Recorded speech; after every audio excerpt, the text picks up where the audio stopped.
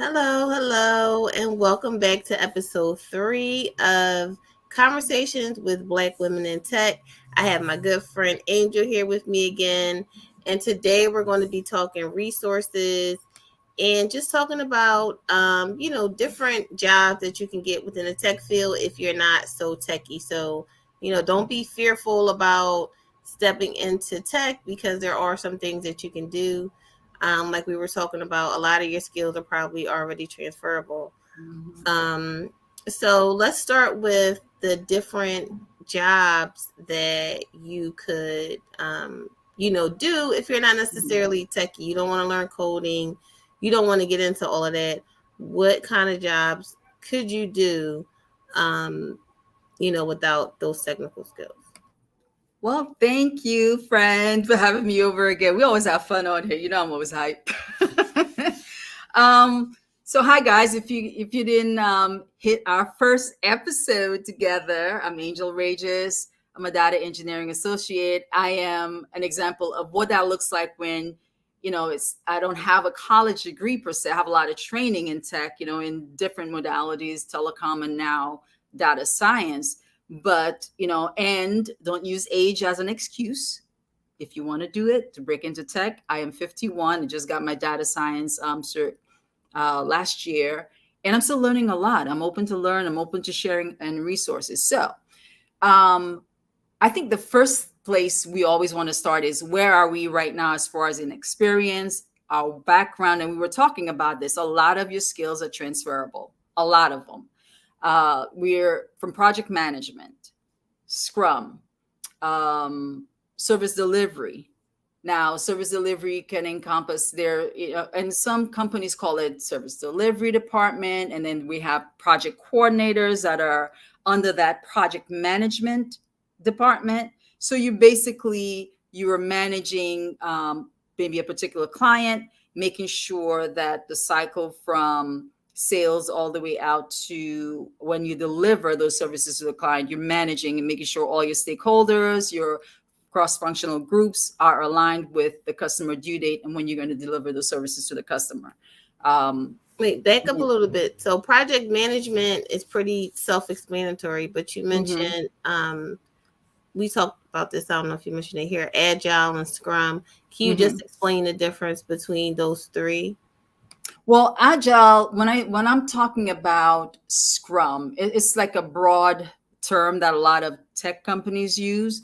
They pretty much, and when I think about it, it's similar, but a lot more tech companies would use those terminologies within. Now, in telecom, project management, service deliveries heavily use those terms and those roles, but we did use platforms that are Scrum and Agile, oriented, like Jira, TBS.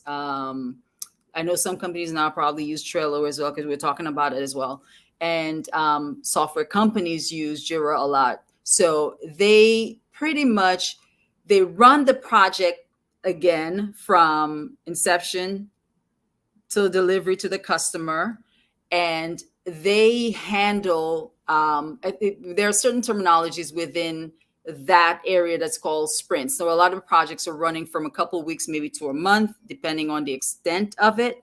You're pretty much making sure that everyone from your programmers, your software people, whoever's handling or has a hand within that project, in order to make sure that all your scope of work is done and completed on time to deliver to the customer. You're handling that. You're overseeing all the work, making sure that everyone is meeting their guidelines, everyone is meeting their mark to deliver to the customer. And they have any issues, you're the point of contact. So it's a And little most bit people, more, but it's just an overview. That's and yeah. most people are probably doing it already. Like that Yep. want to switch career paths. They're probably already in some way, shape, or form doing some type of project management.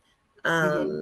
So like I said, you don't necessarily have to learn how to code, but if you're already managing projects, listen. As women, you manage projects in your home every day. Exactly. So, yeah.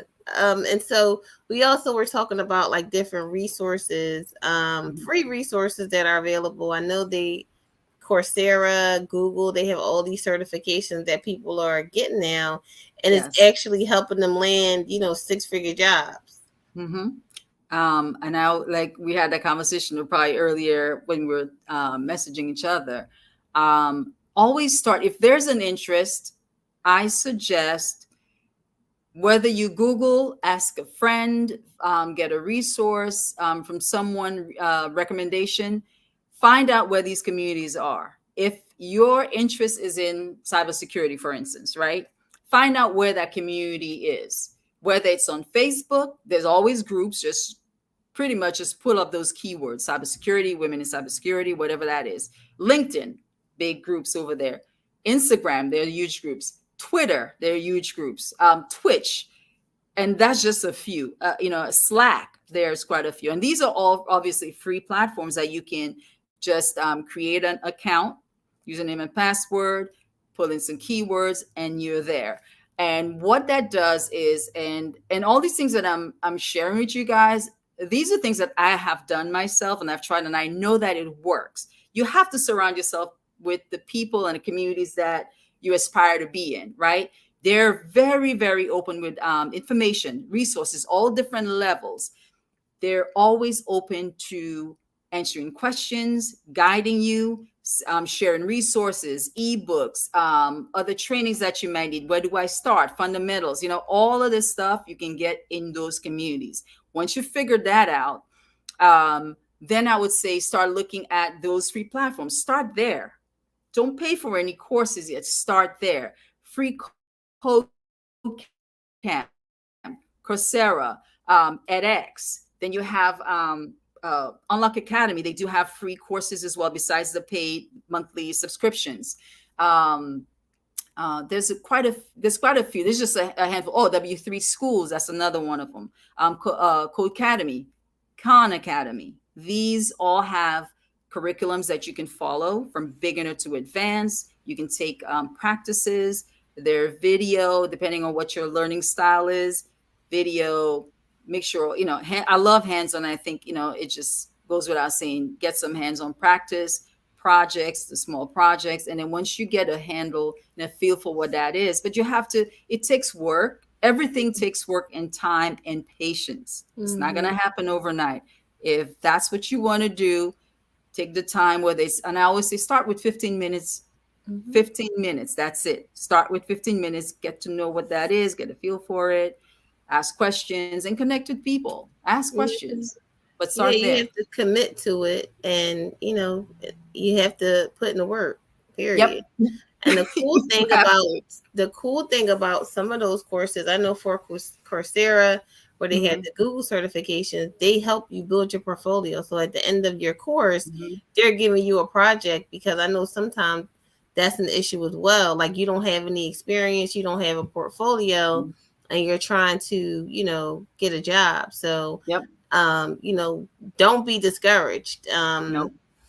And I just think that, like you said, there's so many free resources. People Mhm. are so open with it. It's almost like it's like a movement right now. Black women are trying to break Yes. into tech. And I think this is the time to take advantage of it. That's why I feel like these conversations are so important. Yes. Um, so outside of the courses in the community, how did you manage your time to be able to, because you have children, and like, Yes. how were your kids when you started this, were your kids already like out the door, like what were their ages? It depends on which side of tech, because in telecom, I didn't have any kids yet. So I worked many years, probably about 8, 9 years before I had kids. And I was, working a lot. And most recently, even with my data science program, I was doing at the minimum 3 days a week, a few hours. That's after my full-time job. Mm, The kids were still in school. My daughter just started college, so they were young. They're not that old. My oldest is 22. My daughter is 18, and my youngest is 14. But I had that conversation with them. I always share with them what I'm doing, and I get excited about what I'm learning, and they encourage me. And their kids, they may not know exactly what that is, but mm-hmm, get your kids involved, because they need to see you accomplishing these things, it teaches them something about resilience, about patience, about, Yes. learning something new, being excited about finding your passion, find whatever that is. I share it with them, and they understand. They may not know certain terminologies or whatever, but they were right there along with me with the journey. But it takes time. It's tedious. It's frustrating sometimes. There are times, depending on the program that you're working on, whatever it is that you're learning, it's repetition, practice, practice, practice. I literally have these in my phone, on my calendar. I set about an hour on my phone. It goes off every day, whether it's for work or home or doing my practices. And when I first started learning just basic coding, HTML, CSS, I'm still learning. Um, I had a whiteboard and I would write out syntax, write it out, erase it, rewrite it again, use Mm-hmm. text references, and I'm doing YouTube channels to brush up on it. And so all different, instructors have different styles. Different resources will show you something different, and you might resonate with more than the other. So be open to, not being stuck with one person or one resource.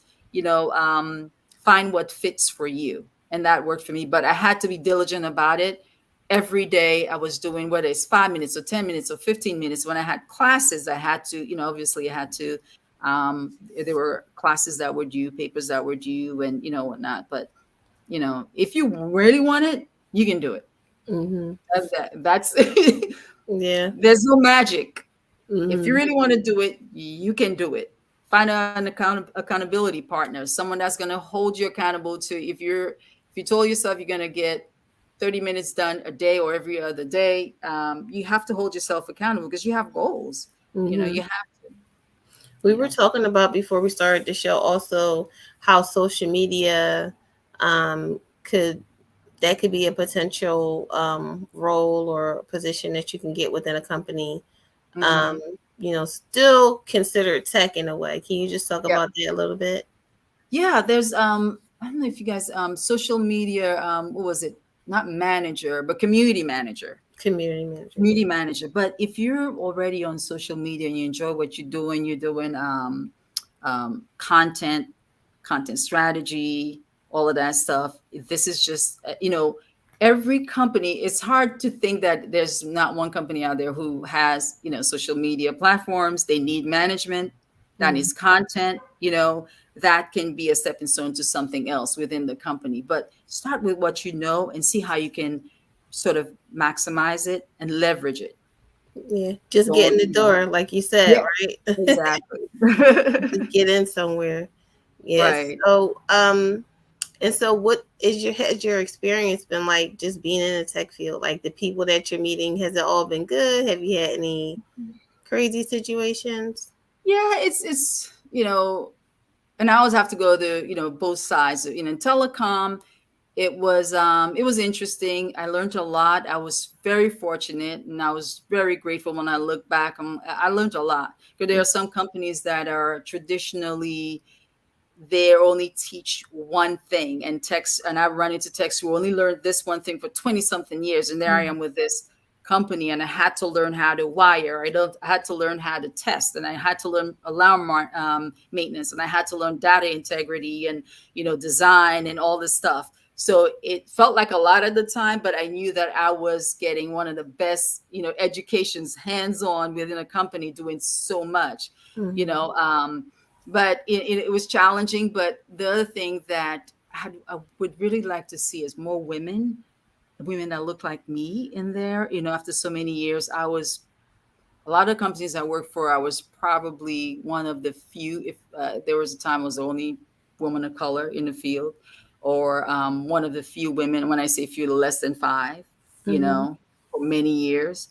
But that's changing. But I think this change has to start from top down. Mm-hmm. Culture of the company, in so many different areas, it has to start from there. Mm-hmm. But it's changing. It's changing. But I had fun, great relationships that I still have till today. When I first moved here in '96 and worked for this small company, I still I'm still friends with them today. I Mm-hmm. really am. So you build those really strong relationships, and when things are happening, whether it's in the industry, you're moving around. It's almost like full circle. It's a small family. This person is working Mhm. for Comcast now, and they used to work for EXO, and now they're working for AT&T, and Mhm. you reach out. So it's a great community, great community. This company right now, Accenture, and I can't say that enough. If Mhm. you have a desire, y'all need to connect with me because your girl, I'm passionate about this stuff. Yes. You gotta connect. What's the saying? Closed mouth don't get fed. I Yep. don't know what you need. I want to help people. I want to share that information. I want more to see more women.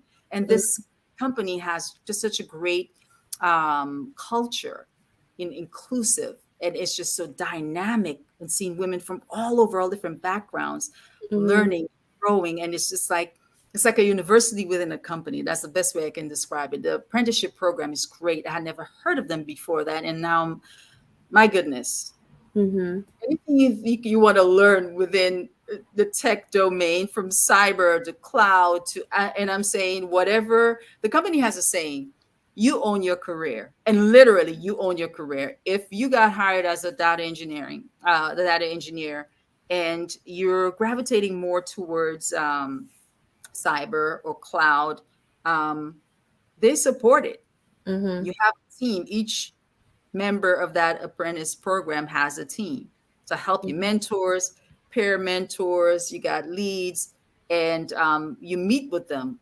Like, literally, you meet with them, whether weekly, bi-weekly, monthly, or however whatever that frequency is. But they're really vested in you as a person in that tech field, whatever that domain is. It could be content, it could be branding, it could be cloud, cybersecurity, engineering, data analysts, consulting is huge now.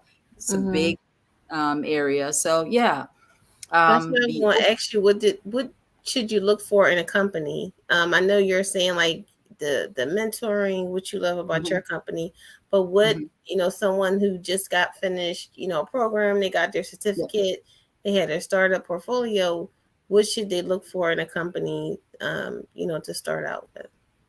I know we've heard so much about that term, that work-life balance, but some Mm-hmm. companies, they talk a lot again, but it's not real work-life balance. This company understands that you got to invest in your people, your workforce. And once they're happy and they feel valued and they feel part of something, and they feel like they're contributing to something greater than who they are within the company, it's a beautiful, beautiful relationship. Look for, and I look for inclusivity. I look for the culture, meaning, how dynamic is it? Do they have women that look like me? Do they have women? The CEO of this company, Julie Sweet, is a woman. Her goal is to make sure that men and women are on that equal playing field. They're valued, and especially they're bringing in women from all over the world. It's a global company. Are your needs as an employee being met? They understand that we have families outside of work. They understand that some of us have children. They understand that sometimes things happen. A child may get sick or what have you. They're very open. That open door policy, that's real. I know we heard that years ago, right? But it wasn't all that. That's a real thing. They're vested in helping you grow as an employee, whatever that is for you, whatever that looks like for you. They're really open to that. And I also love that they're a tech company, so they're open to all these really cool and awesome ways of growing beyond the workplace. But we all have social media platforms. We help encourage each other. They encourage that. We help encourage each other. We help, each other grow outside. We share our personal lives. What are we doing from the creative side to our children? Pictures of a cat. Whatever that is, they Yeah. encourage that wholesome person. You know. So yeah, Yeah. it's yep. I love that. And I love that for Mhm. you. I love that you're so happy to be there because, sometimes you get into a company, you want something so bad, and then you get there and, the hours are crazy. They're overworking you. So I love that for you. And I Yeah. hope that, everybody watching, you took some notes. I'll make sure, if you follow up on our YouTube channel that You have all the details, all the resources. Thank you again, Angel, You're for chatting welcome. You with know, it's always me. great. And ladies, get in there. Yep, Get these six-figure jobs. They're out there, they're hiring. Get in there while you can. So thank you exactly. so much and have a good You're evening, welcome. everyone. Bye. Thank